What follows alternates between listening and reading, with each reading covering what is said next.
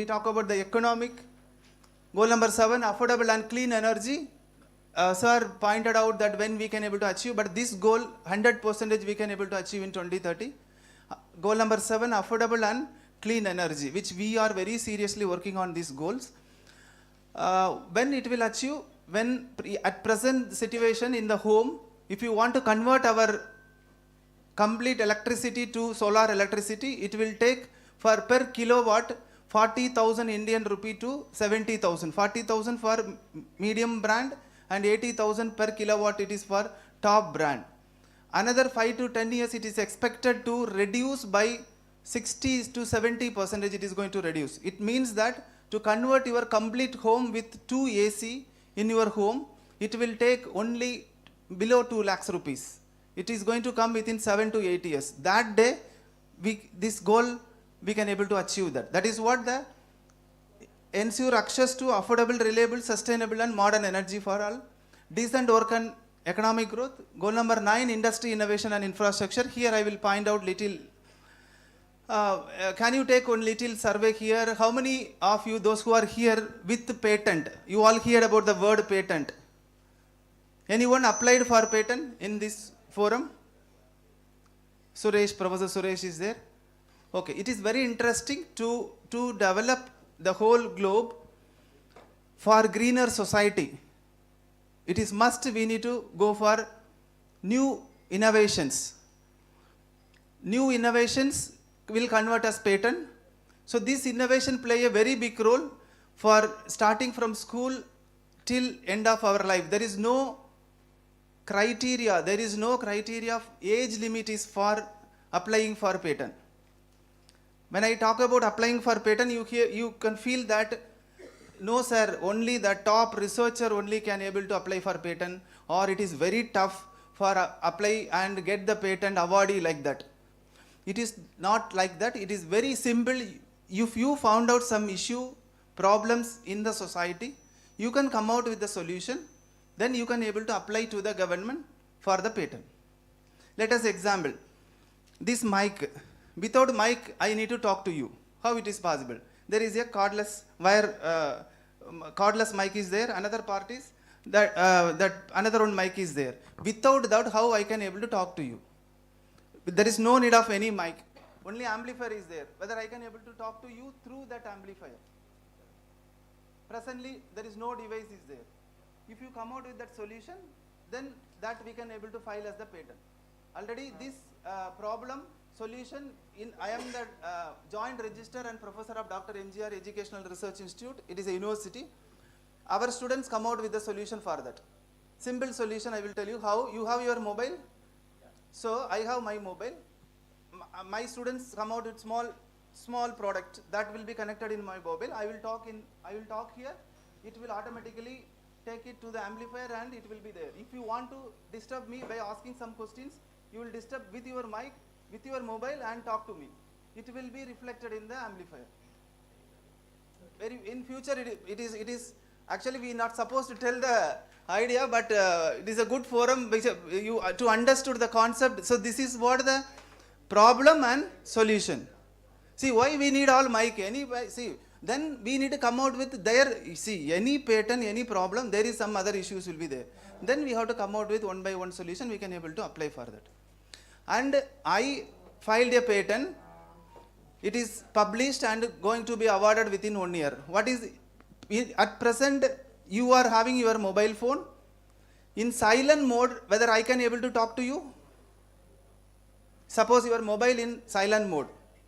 You feel this emergency situation lot of time in your life. You call 100 times.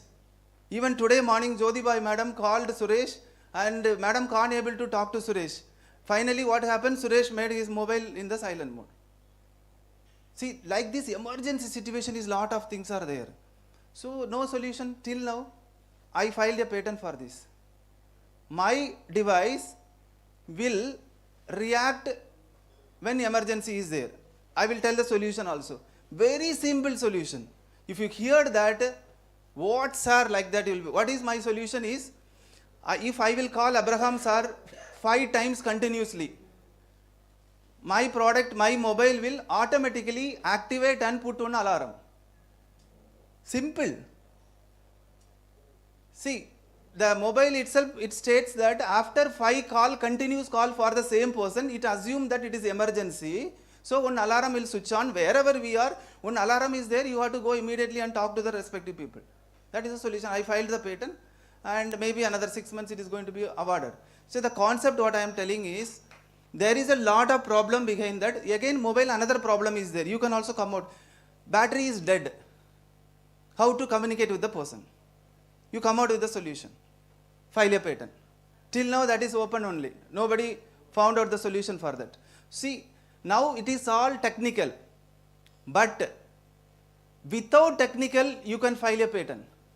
That is what the thing. There is nothing behind that. Anyone can file a patent. I will give some, showcase you some product here.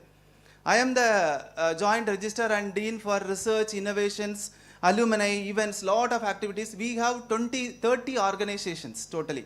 5 medical college, 5 engineering college, dental, medical, physio, nursing, law college, all it is there. The whole college which we are maintaining that. One of our doctor come out with the problem. He felt every day his mother when doing comb is there, no?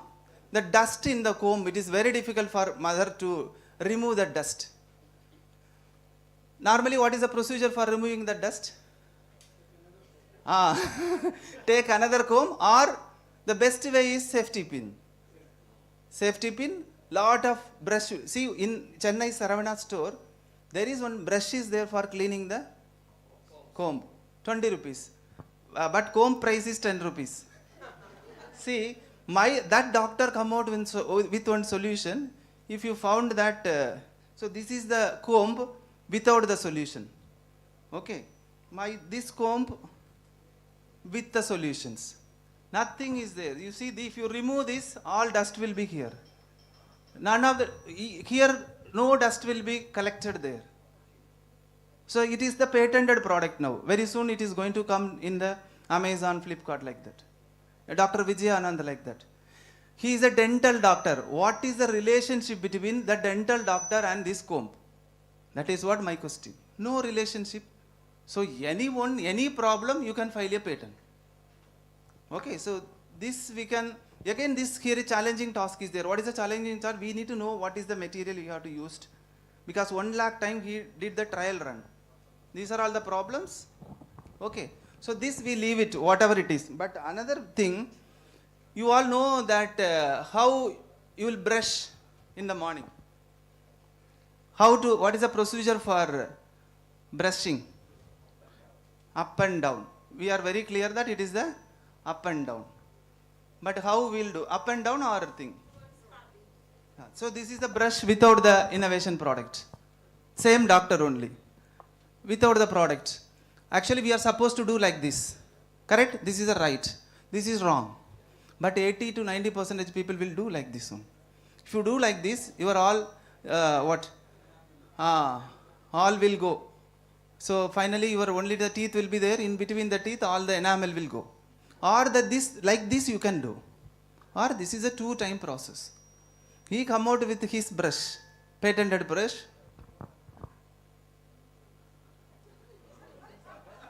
See here, you see the thought process with him. That is what I would like to have. The thought process, see, this is a right time, right brushing. This is also a right. Okay, this is wrong. Sound will not be there. So whenever sound is there, it assumes that we are doing the brush correctly. You are hearing the sound. Okay, and the same also the sound will be there. But this, you will not get any, never sound. This is the patented product. Good news, he is coming out with the another product. When we do like this, for kids, Twinkle Twinkle Little Star song will be there. So that will be interesting for kids to do like it. See, my conclusion for this, no age limit, whether it is 2nd year baby or 3rd year baby, whatever it is, you can file a patent.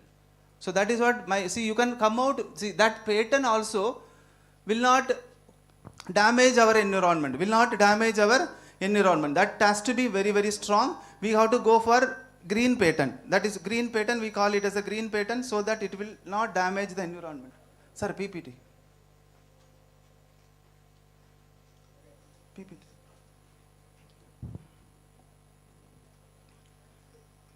Okay, so next, climate action. Life below water, life on land. Sir already pointed out 16 and 17. 17 is very important because we all connected together, we can able to achieve the goal. So what eyes on the Institution of Green Engineers and the SDG? So we are working for green goals. We are only particularly working for the green SDG goals, 3, 4, 6, 7, like that till 17, we are working for that. And we have 9 goals called 9 color nanogon. WIPG are having 7 goals, but our color is, this is our logo. This is our ring. So we call it as 9 color nanogon WIPGR. So again, all will be connected with the SDG goals. All our parts will be connected with the SDG goals. In that we have a concept of energy saving club. So in that we have a concept of energy saving club. So this energy saving club, presently we have 35 energy saving clubs in India in engineering colleges. What actually we are doing? We are initiating the energy saving clubs in India and motivating the students to do the conservation, energy conservation in their home. So for that, so without proof, if you go and tell something, no one will believe. What we did? We done a energy conservation research pilot study. So this is directly related to SDG 7, SDG 12 and SDG 13. So we done a trial run in 2014, pilot study, and we found out the 9 mantras to save 1 unit per day at home. To save, this is a 9 mantra which is given to you. I hope all are having, having the 9 mantra.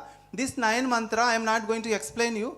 If you implement in your home today itself, you can save 1 unit per day at home. Saving 1 unit equal to saving 720 liter water per day.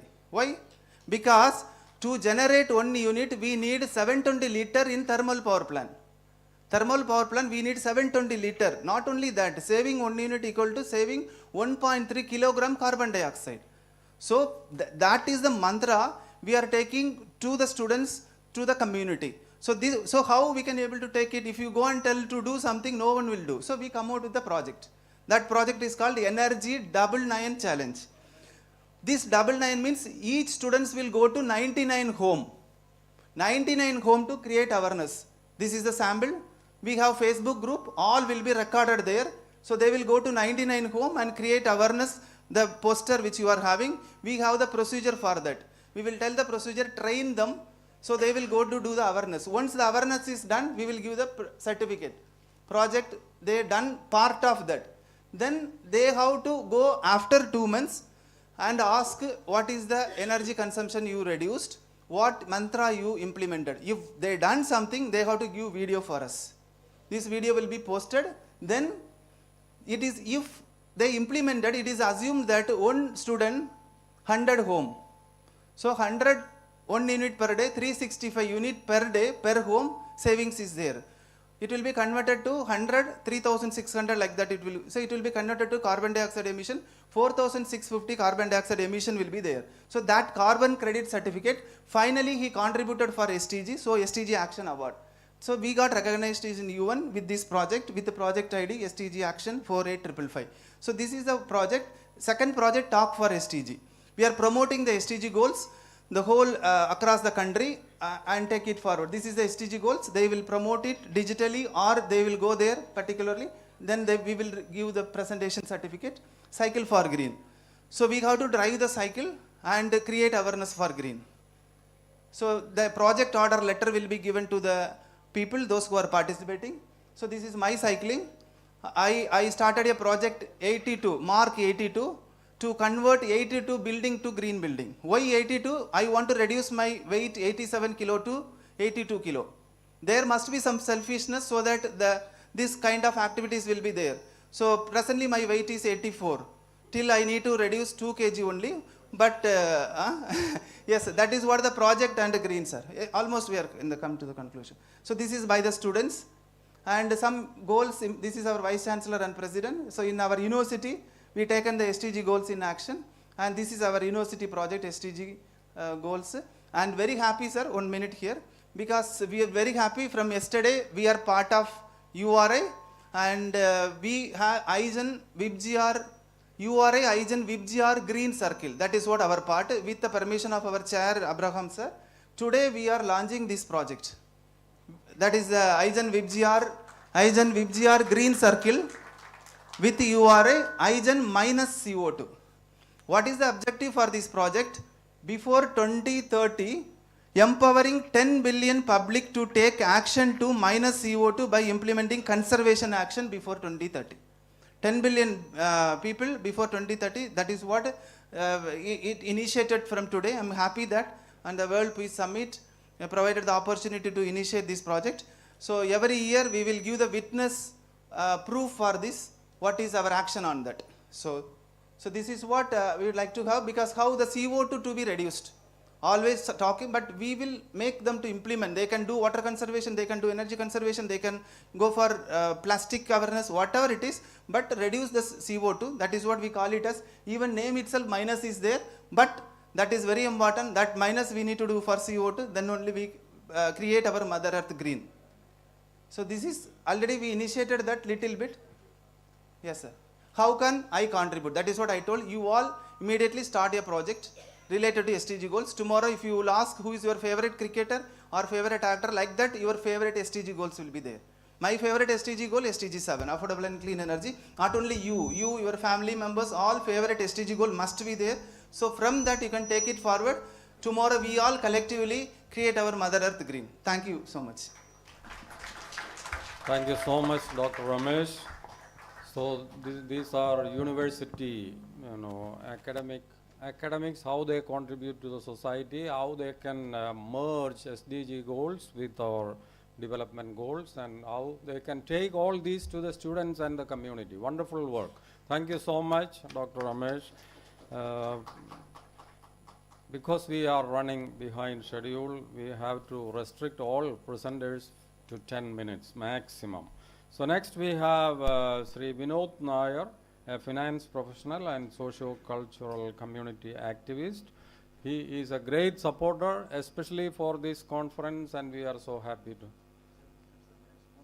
Main sponsor, one of our main sponsors, Dr. Vinod Nair. So it is with such people that we are running the business. No World Peace Summit will happen without the great generous contribution of some philanthropists. So we are so happy that Dr. Vinod is with us. He will be speaking about SDG 2. So all the presenters, you needn't present all the 17 goals, everybody knows. We know it by heart. Just say what the goal is and speak about it. Thank you, please.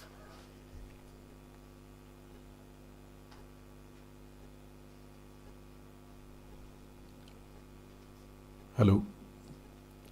As it was mentioned, just to go to the goal directly, because we are running out of time. So the second sustainable development goal is zero hunger. So zero hunger, when we see, everybody knows hunger, hungry, everybody knows about it. But what exactly is zero hunger? Zero hunger is something like, in this planet, no human stays without food. But generally when you listen or think about hunger, generally people say, oh, hunger means not like, you skipped your meal of afternoon and then getting the dinner. It's not that, but you are getting sufficient malnutrition, nutritional foods, so malnutrition is not there, and everybody gets the food. Now, is it the problem of only developing or underdeveloped nations that this issue is there? No, it is there in the developed countries as well. If you look at from Northern America to the end on this side to Australia, you will find that there is people who are going through this. So what is the cause? Is it because we don't have much production of food, is it the reason? No. Because if you look at that statistics, you will see that there are production, ample production, but that production is not reaching the end user. End user is the who is consuming the food. Now, what are the things which basically, as a gap or the stop points or the bottlenecks, which basically making this hunger worldwide like it. And now the statistics also mentioned that around 8 million of the population worldwide is basically into this bracket. But if you look year on year, like whether this has improved or it has gone down, but you will see that year on year there is improvement on the zero hunger target, which is basically by 2030 UN has given the target year that the target should be achieved. There will be no human who will be hungry or without food by 2030, and it is achievable.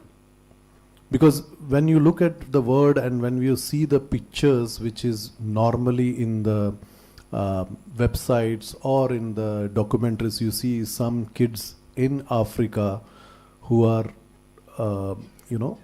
without food and very, very thin, very lean. Seeing that photos, sometimes we feel that it's really a problem. There is no food grains, but there is cultivation is available, everything else. But the problem is the infrastructure. Now UN has given the goal, but again the implementation of these things remain with the government of those countries. Because food is produced by the farmers, and then you have a production, then you have processing, then you have distribution, finally when it reaches the end user or the person who is having the food. Now, if you look at the developing countries or even in developed countries, the channel which I just mentioned, there are breakages, and that is where the infrastructure plays a main role. Now, when we talk about infrastructure, we all know that 20 years before, every time in the newspaper you could see that Food Corporation of India, so many stocks in the godown has gone wasted and it has to be thrown out. But now if you see in the last 10 years time, there is drastic improvements, and you cannot see these type of news in the current times. And why it is not happening? Because in India specifically, if you look, because I'll take the Indian side rather than taking a global picture of it, but it is more or less same in every part of the world. What is required, the basic thing required for this is the infrastructure, the roads. Roads means basically from the producer to the end user, the connectivity, because these we are talking about food, grains, vegetables and all those things. Because if it is the harvest has come, it has to reach in the minimum required time to be consumed. If it is not consumed on time, then there is no use of whatever you harvest. And when I say that, we also should see the statistics in India itself. Whatever we produce as food grains, in a year, 1/3 of it goes as waste. Just because that there are areas from the producer to the end user, the chain is not working, there is gaps, there are no proper cold storage or processing units, and the farmers to reach the mandi. And this is where the, very recently, few years before, like there was a farmers bill which came, which was understood in a very wrong way, that, because again, why I say it is understood in a wrong way, because the middleman who used to earn and who still earn a lot of money, which the producers don't get, the farmer, because you have seen lot of states where the farmers have committed suicide. Why they have committed suicide? It's not that they are not able to produce, but the thing is that whatever they produce, and it's not getting the correct rate. But then when as an end user, when you go and buy in any shop, you are paying a hefty amount for the food grains. So where the money is going, it is going into the middleman's pocket. So to overcome that, there are solutions which we should look into, basically how you can connect the producer to the end user. Now you can see that from farmer to anybody, mobile is a very common use, and apps are used for even the GPay, Google Pay, and also everybody from farmer to anybody, industry, everybody is using that. So making use of that, if we can connect the mandi with the farmers, probably farmers might get a good rate, and that probably will increase the economic standard of the farmer. And when the economic standard of a farmer is at a sustainable level, then probably he might be able to concentrate on, he may be able to take the risk wherein if he had a bad crop, but he can still sustain to the next cropping level. Right now it is not the scenario, like right now, in the sense, in the last 20 years we have seen that if one crop goes waste, then the farmer has no other solution but because the banks are not there to give loans, so there is only one solution, that he has to commit suicide. So if we have to overcome all these things, first is that the infrastructure will speed up the things. Processing units, now in the Gramin Kalyan Yojana, where government has come up with clusters in rural areas where you can have storage space. You can, if you have a harvest, you can keep it in those storage places with a minimal rental. And whenever the prices of these food grains increases, the farmer can take it and sell it out. That way, he can pay the rental as well as maximize his profit. So, and this will allow the farmers to go for better farming technologies, better profit. And this way, the wastage of food can be minimized. And when we say that wastage is minimized, definitely the reach of these things with the infrastructure and with all the processing things like the cold storage or the storage places, in short, the supply chain, what we call as in the terminology, if the supply chain is proper from producer to the end user, then probably we will see a day that even 2030 is the goal. Probably will be able to reach the remotest place where the food has to be reached, and it can eliminate the hunger, and we can say that zero hunger can be achieved. Now we talked about the infrastructure, but again I emphasize on one point, that this has to be done by the government of the day, because infrastructure cannot be done by anybody else. But yes, the other process in the supply chain can be done by the private players, because if private players come into picture, probably we can have cooperative society type of things for the farmers, or between the farmers, which can they can bargain and they can go to the mandi and they can create. And initially I talked about the mandi, but there are a few individuals who have come up with organization. They have developed some app wherein the connectivity of farmers to the mandi can be in your fingertips. So these are the things which probably will make it. And I have seen that in the northern India, you can see in many states the clusters have been formed by the state governments, and which is basically bringing in very positive results as far as food wastage is concerned. It is reduced and it can reach. And one of the scenes probably you might all have seen while going to the roads, 20-30 years before, if you are going to any roads or highways or any city roads, you will hardly find vegetable vendors. But now if you see, vegetable fruits are so many. Why that is there? Because the connectivity, the infrastructure is working. That means anything produced somewhere, apple is produced somewhere in very Shimla or Himachal or Kashmir, is reaching Kerala, Tamil Nadu, Karnataka in a very few days. That way the perishable items doesn't perish that fast, and it is you are getting a fresh fruit here. And this I am telling because I am from Nagpur, and in Nagpur, a couple of years before, I just went to some orange farms, and they were saying that the farmers were saying that we are hardly making money because the contractors, they take the food, no, they take it a lot, and then they say that because of rain, because of road, this is not reaching there, and we are not making money. But now the thing is that same farmers who are there in that area are fetching better rates for oranges, and those oranges are reaching, if you see in Kerala itself or even Thiruvananthapuram itself, you can see that lot of places the oranges are there, and it is much cheaper than which it was in last 5-10 years before. Whatever you get everywhere 100 rupees 3 kgs, and this was not the scenario, so if we have proper infrastructure and all these supply chains is in proper place, definitely what will happen is that the end user is going to get a better or less price for better quality.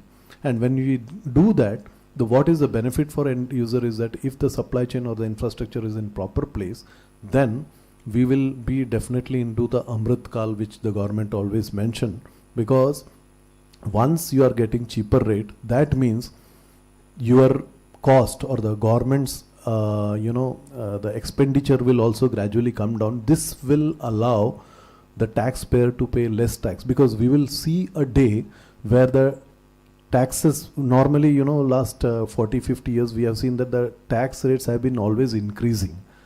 Now is a time where this infrastructure and the supply chains, basically you all know that when we were very small in the school days, when somebody wants to write an essay on India, the first line always would be India is an agricultural country or agriculture state.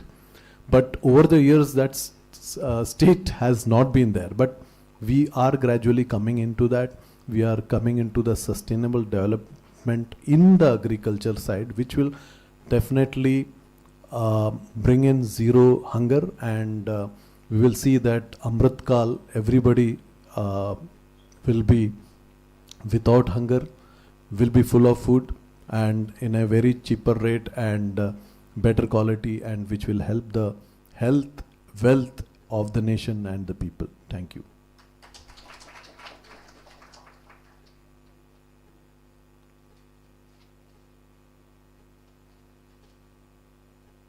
Thank you so much, Vinod sir.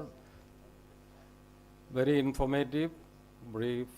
So we are concluding that session, and we will go on to the next session. We will have 3 presentations before lunch. That means 30 minutes. Okay. So if all the presenters stick to time, we can have lunch at the right time. So I request Ardra P. Manoj, Professor Ardra. She is Secretary General of 1 Billion Youth for Peace. She will take over this session. And I also acknowledge the presence of Dr. Devi Raj. Dr. Devi, please stand up. Dr. Devi Raj is the Global Council Trustee from Asia. We have 24-member Global Council for URI. So she is the first woman elected from Asia to the Global Council of URI. Mohanlal, her husband, he is the convener for South India region. He is also here. So Ardra, please. We will have invite them to the stage, 3 of them. They will sit there.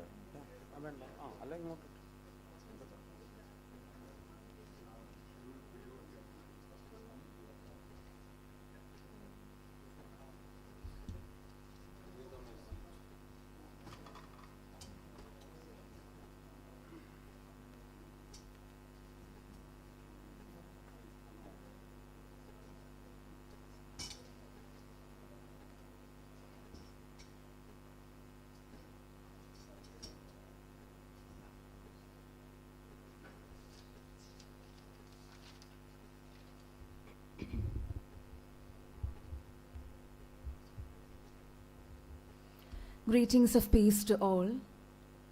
Do not wait for extraordinary circumstances to do good action. Try to use ordinary situations. And the best way to predict the future is to create it. As rightly said, only when the last tree is cut down, the last fish eaten, and the last stream poisoned, you will realize that you cannot eat money. Let's continue with our sustainable development goals. Here, for this session, we'll have paper presentations, which we'll have two observers, Dr. T.P. Shashikumar and Dr. Homi B. Thalla. The presenters are Swami Gurunand Jnana Tapasvi, Weekend Elder Morgana Saitov, Professor Dr. K. Gobinathan Pillai, Professor A.B. Thomas, Dr. K.R.S. Nair, and Professor Dr. Abraham Karikam. I request all of the presenters to please kindly be seated.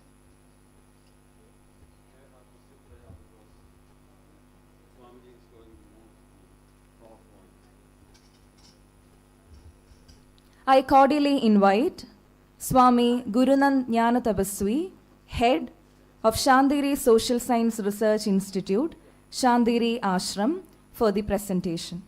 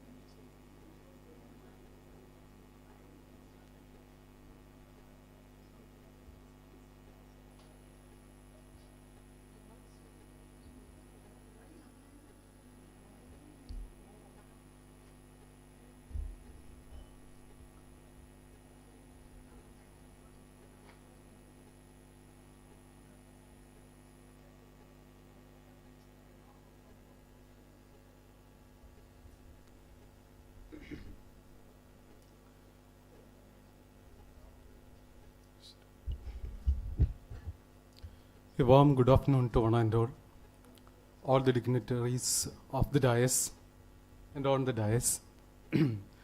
Today definitely our discussion is about peace and we are all assembled here to discuss on how to get peace in our lives and in our society.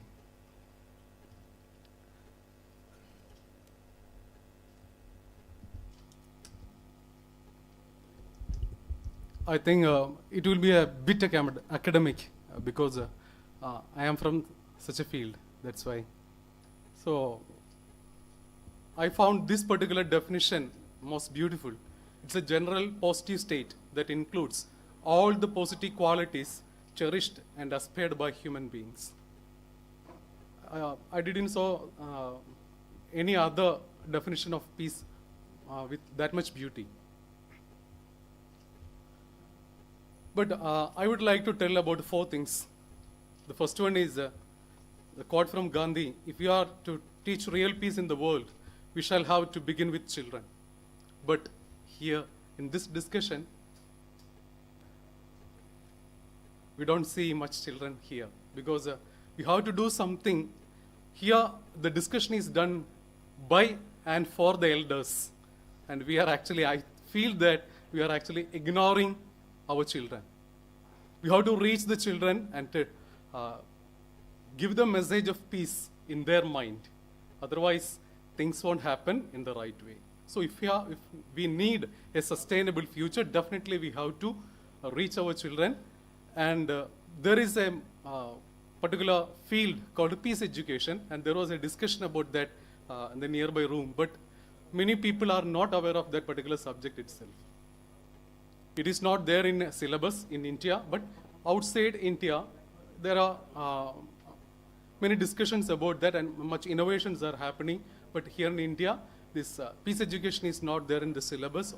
But in this NEP 2020, peace is a very important element in the NEP 2020, but still we don't have any discussions on that regard. So we have to reach the children from the very birth itself.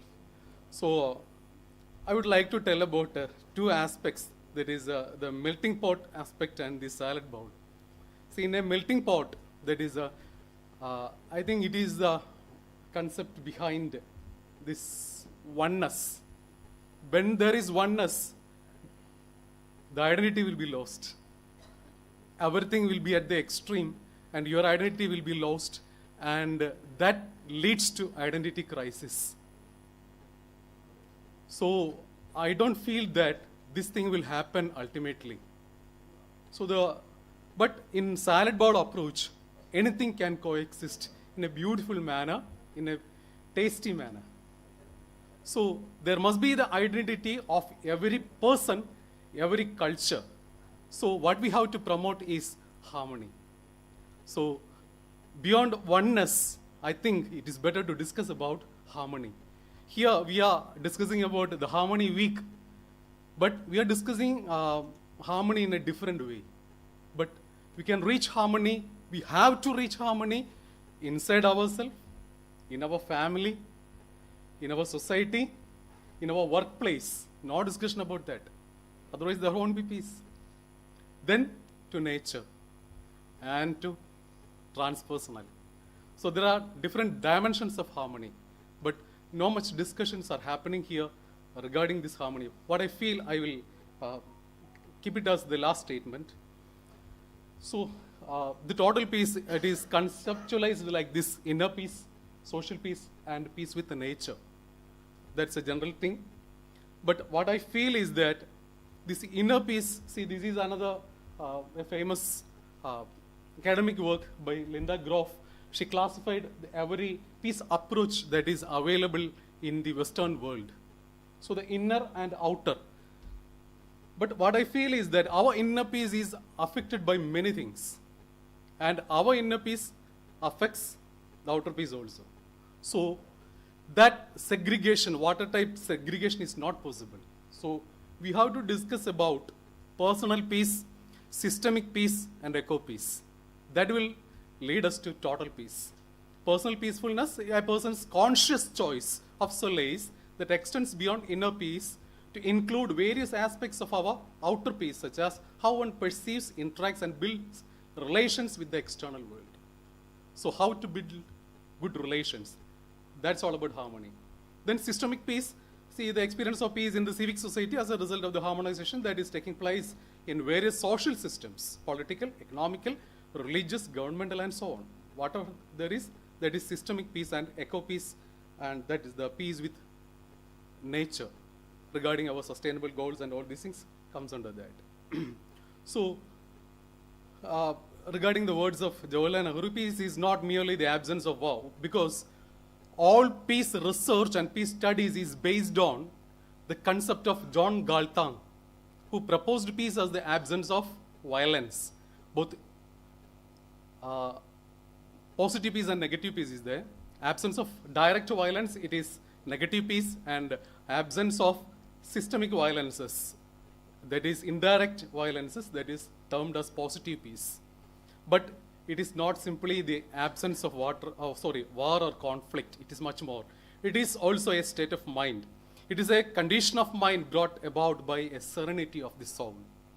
So we have to incorporate that also. Lasting peace can come only to peaceful people. So we have to deal with personal peacefulness. That's why I put that particular word there. But in our peace discussions and in peace research or anywhere related with the academic peace, no discussion was done in this particular regard.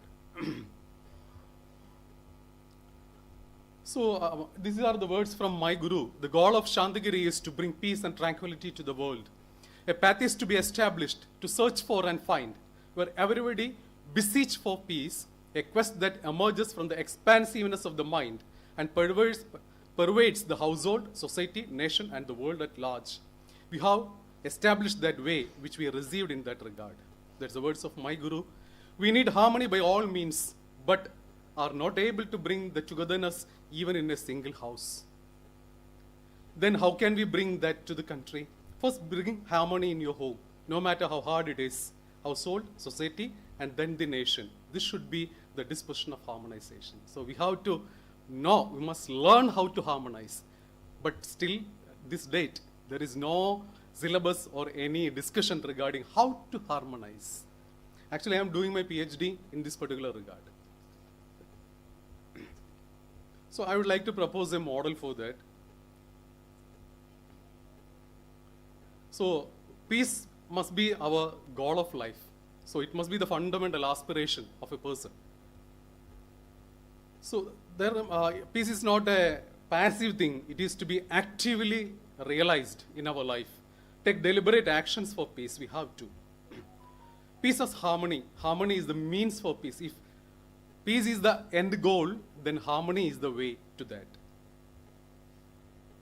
So harmony is ubiquitous. So everywhere there is harmony. See, in our body is the example. Each and every cell works in coordination. Each and every organ works in coordination, in harmony. When that harmony is lost, we will be diseased. If we have to be at ease, everything must be in harmony. When that harmony is lost, we will be diseased. So that's the thing with the society also. The society will become diseased when that harmony is lost. We must know how to bring back the harmony. So harmonization is a very important thing. See, this world came out of chaos. And that also happened in physics. It is called a synchronization. In social science, it could be harmony. But in physics, it is synchronization. So there must be synchronization among ourselves. So we have to adjust our pace. We have to adjust our pace. Whenever we are running fast, we have to slow down. And if some person is realizing that they are slow by their own, they have to increase their speed. Then only we can harmonize. See, that thing is applicable to many dimensions. So the next thing is that harmony needs harmonization. It doesn't come by hand. So active cultivation of harmony is needed. Then harmonization is a capability. It includes all the beings and doings. Actually, that particular term belongs to Amartya Sen. Capability approach or human development approach. Then it is multidimensional. Harmonization is actually multidimensional. It is intrapersonal, interpersonal, extrapersonal. That means with the broader society and with the nature. That is extrapersonal and transpersonal. You cannot ignore the transpersonal dimension of harmony because it is very important, but we can sideline it because it is not attainable by all people.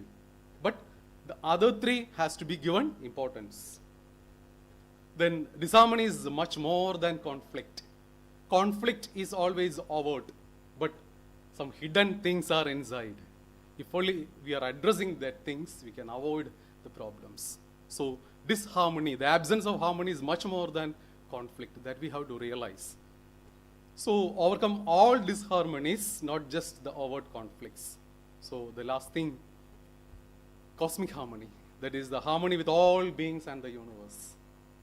If we are able to traverse through this way and avoid disharmony from our beings, we will be definitely in harmony with. Otherwise, we may not be. So the ultimate destiny or the idealist part of our life is to reach this particular level. See, in Vedic concept, there is a concept called Rata. It is from this particular Rata. Harmony, the word harmony came. Then Brahma, that word is also a product of this Rata. Ra means join, get joined.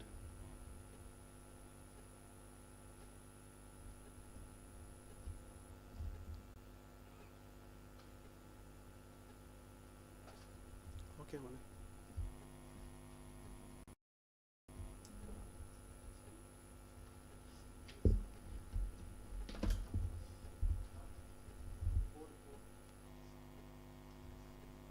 So it is the principle of natural order which regulates and coordinates the operation of the universe and everything within it.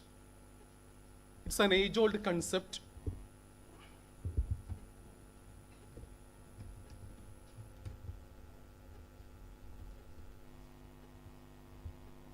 See, this Ratha, it has three features. Gati, the continuous movement. It is not static. It is continuously evolving. When there is disharmony, we have to harmonize it. Then it will be moving into a new phase. So it is a continuous process. Then Sankhadana, that means a system based on interdependent parts. So we are actually interdependent parts. We have to realize our place in this world, in this universe. Then Niyati, that is an inherent order of interdependence and movement. See, that the last thing connects the two. So harmonization, it is conceptualized even in the Vedas, but discussions were not happening on that regard. How to do that in our personal life. So I proposed a concept for that, how to do that in our personal life. So to conclude, I would like to present a model called a pyramidal model of social organization. We are discussing about interfaith dialogue and how to harmonize in the religious world. I feel that, see, like this particular pyramid, the different sides are there. They are actually different religions. They feel that they are different because they are largely associated with their ritualistic things. Not about the spirituality of religion, but only about the ritualistic aspect of the religion. But when you rise up to the levels of spirituality, you have to evolve from religiousness to spirituality. Actually, spirituality is regarding how you make connection with yourself, with others, with nature, and with God. God is only one aspect of that. You have to connect with yourself in a harmonious way, with your fellow beings in a harmonious way, with the nature in a harmonious way, and with God ultimately. But the real connection with God will not happen if other three harmonizations are not happening in your life. So people are actually going after God because they feel that God will give them something. But that's not the real sense of spirituality. So it is actually the liberation we need. So you can be liberated not by conflict, but only through harmonization. Otherwise, things will be repeated and repeated and repeated till you are in harmony with the other person. It happens in life. So if you have to liberate yourself, be in harmony with everything and every being.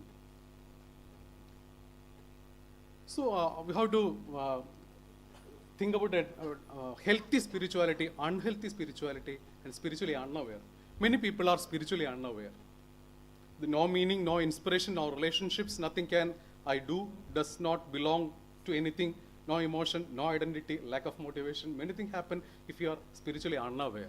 See, earlier that there was a discussion on that particular dimension also. But unhealthy spirituality, word better without me, you are not loving yourself. You are not caring yourself. Destructive spiritual experiences. Much discussion has to be done in that particular regard. Wants to hurt self or others. They don't dare to hurt others. If you are daring to hurt some other person, even in your thoughts, you are actually having unhealthy spirituality. But if you are having a healthy spirituality, your life will have a meaning and purpose. Positive spiritual inspiration will be there. Love and take care of others. Have things to give to others. Not to get from others, but to give to others. Sense of belonging with others, happy and content, self-acceptance, and hope for future. So we have to cultivate healthy spirituality. Spirituality actually means harmony. So we have to cultivate harmony in all the ways we can. So if peace is the goal, harmony is the way. That's the ultimate thing I have to tell. Thank you.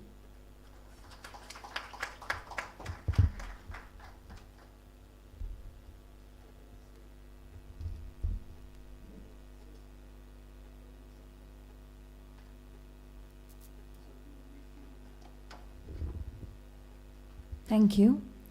It's my pleasure to now call upon Professor S. Uttam Kumar Jamadagni, Professor and Head of the Department of Defense and Strategic Studies, University of Madras. Thank you.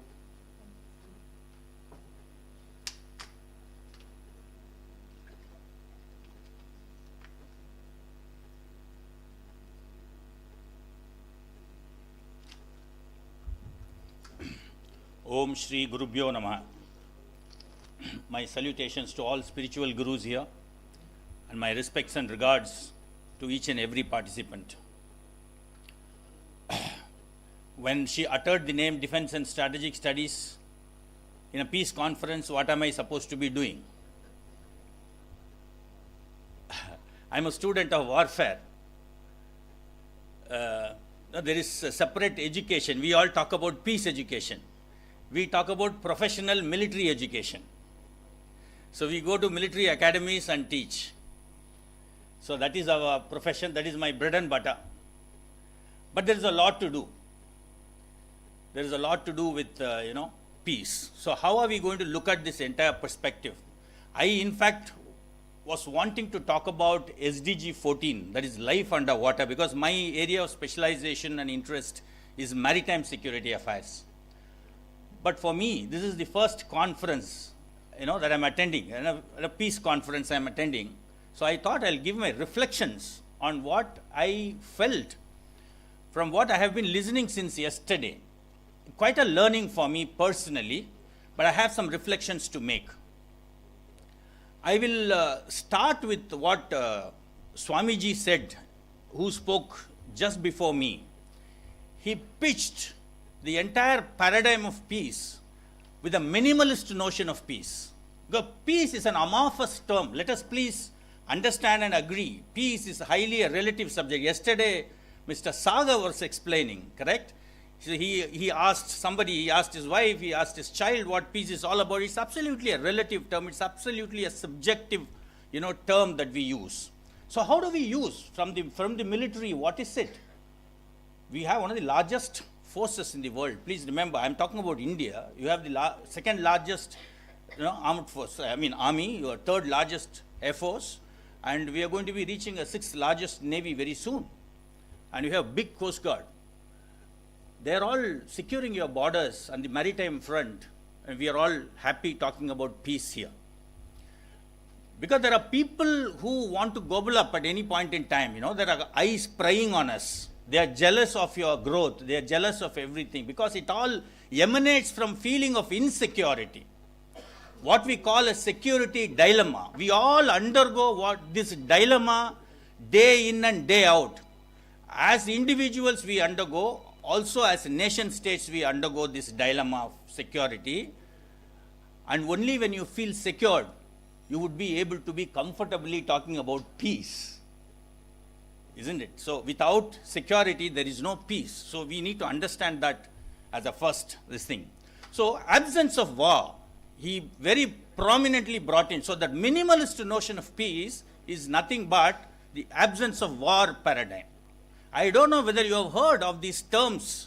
You talk about peace, but what peace are we talking about? We talk about the negative peace that he mentioned. A coercive peace. Peace can be purchased. Peace can be, imposed. You would have seen peacekeeping forces. Peace enforcement. Peace can be enforced. Where there is absolute anarchy, you go there to enforce peace, because it's very important, because there the very concept of peace changes. Isn't it? So this coercive peace, it works through deterrence. So there is something called negative peace, there is something called coercive peace, there is something called deterrent peace, there is something called cold peace. Peace can be cold. See, when you say calmness, not that every time when we are calm that we are relaxed. Calmness can also trouble you, sometimes. Say, for example, I made a mistake, my mother didn't talk to me for a day or so. That absolute silence, no communication from me and my mother can trouble me like anything. Then I have to go, Mother, I'm very sorry for whatever that I have done. Then she comes back and tells me it's okay. Uneasy calmness, that's what we call cold peace. So from that minimalist notion, what we have been, since yesterday, the great leaders have been talking about the maximal notion of peace.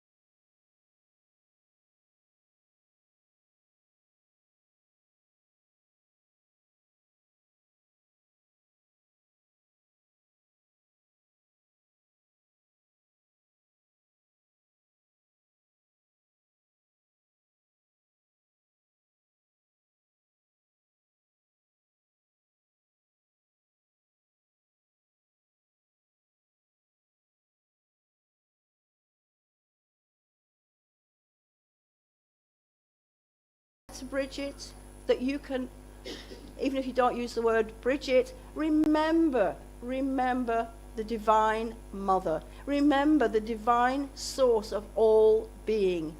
The mother who is with us at the beginning and at the end. The midwives. Bridget was also, of course, not understandably, that you then hear that she is the midwife. She is the midwife, and some of you may know especially from the Celtic Christian church, know the Bridget's cross. And she was tending an older man. She knew that he was dying, but she wanted him to pass through transition in the most calm and peaceful way. So she actually sang, but she made the Bridget's cross. Can you just go to the next slide? The next slide. This is the Bridget's cross. Some of you will recognize it. Almost looks like the Easter palm. And she was actually, while he was transitioning, she wove this Bridget's cross. And now it's become a symbol for many Irish, but for many, many, many people in the world, that when we have the Bridget's cross, it has the 4 cardinal points, the 4 seasons. 4 is the symbol, is the number of the earth. It's stability. So when we see the Bridget's cross, you can even make one yourself. Spiritual resilience also means that you can have something tangible that you can put on your altar, put on your shrine. And even if you don't call her Bridget, remember the divine source of all beings. And let's pray every day that the divine source, the divine mother, will guard us and protect us. Bridget, I seek you. Lady of the well, the forge and the green earth, I seek you. Warm my heart with your perpetual flame. Heal my wounds with your gentle waters. Cradle me in your mantle when I can walk no more. Bridget, I seek you. Blessings, Bridget, blessings. Thank you. Has anybody got any questions, by the way? Do look her up on internet. There's a lot, and as I say, the Irish are also very proud now to have Bridget's Day, and so even mainstream people who are not always spiritual, but she has such an impact and really speaks to us. So I do. If anybody has any questions, you can find me. I'll give you my contact details. I have a lot of information about Bridget, and I do hope that you will recognize at least the divine feminine. Remember the divine feminine. Without our Mother Earth, we would not be. Thank you. There we go. Thank you.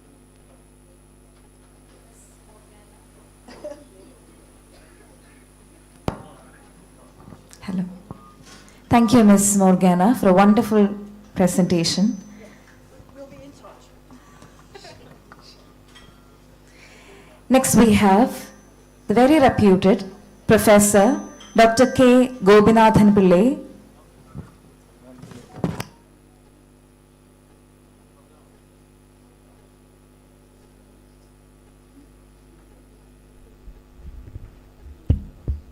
Sorry, there is a regret letter from Gopinathan Pillai. He is ill and he is unable to make it. So the next person in the list is Professor Abhi Thomas from South Korea. May I request?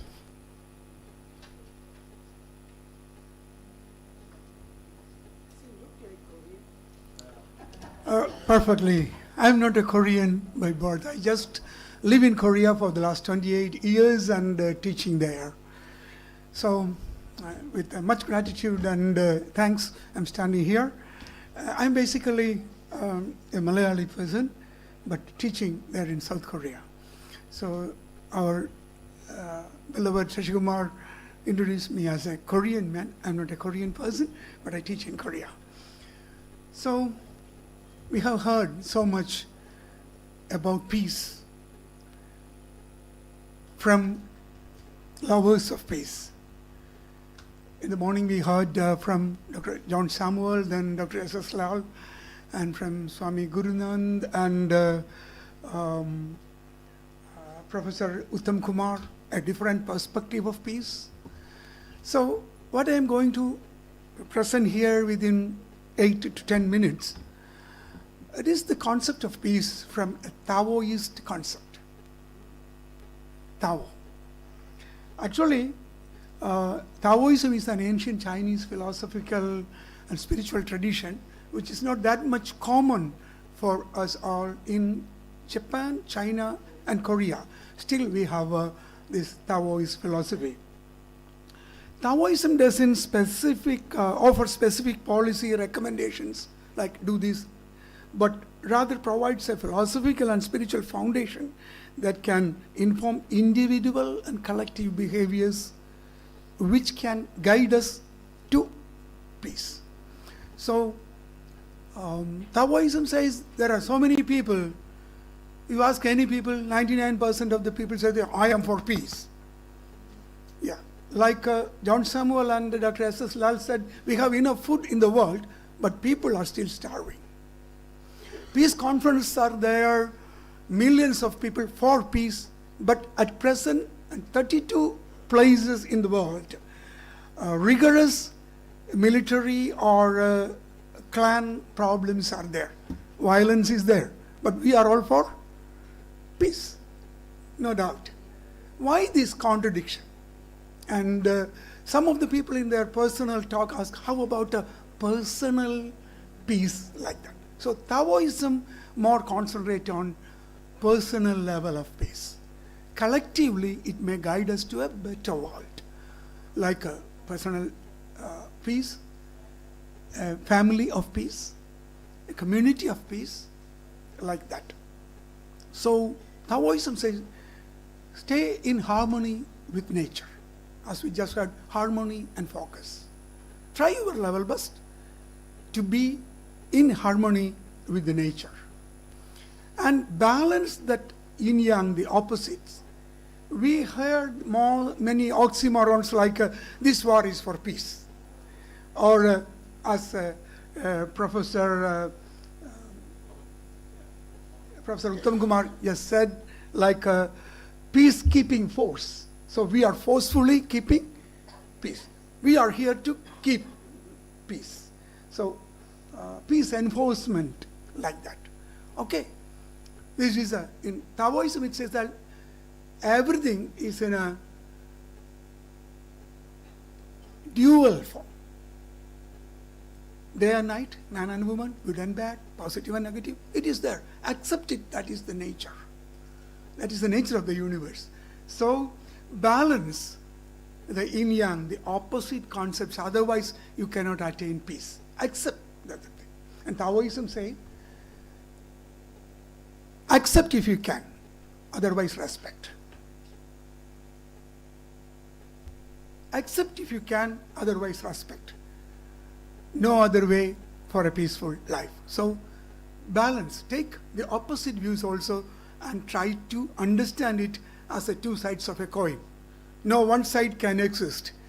You cut it into two, the other side immediately happens. So stay in harmony with the opposites. In Tao it's called the yin-yang.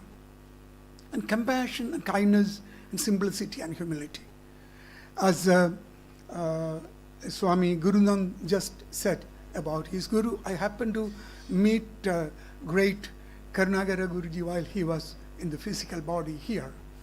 And when I try to understand Guru's teaching, I find these points so much common with Taoism.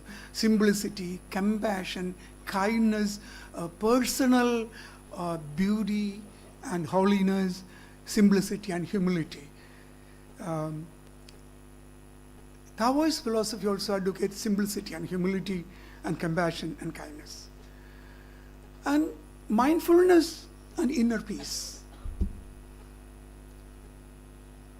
Taoism emphasizes the cultivation of virtues such as patience, humility, like that, and mindfulness to promote inner peace.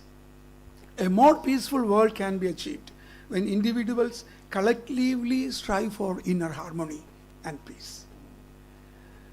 And detachment from outcome. Even when we work for peace, do your part and withdraw yourself and see. Expect, hope, pray, trust, understand. Be with more compassionate in your personal and organizational and familial life. Thank you very much. If you have anything to ask, we can do it after the lunch or something, because Taoism is a very elaborated school of understanding. Thank you very much for your time. Stay blessed.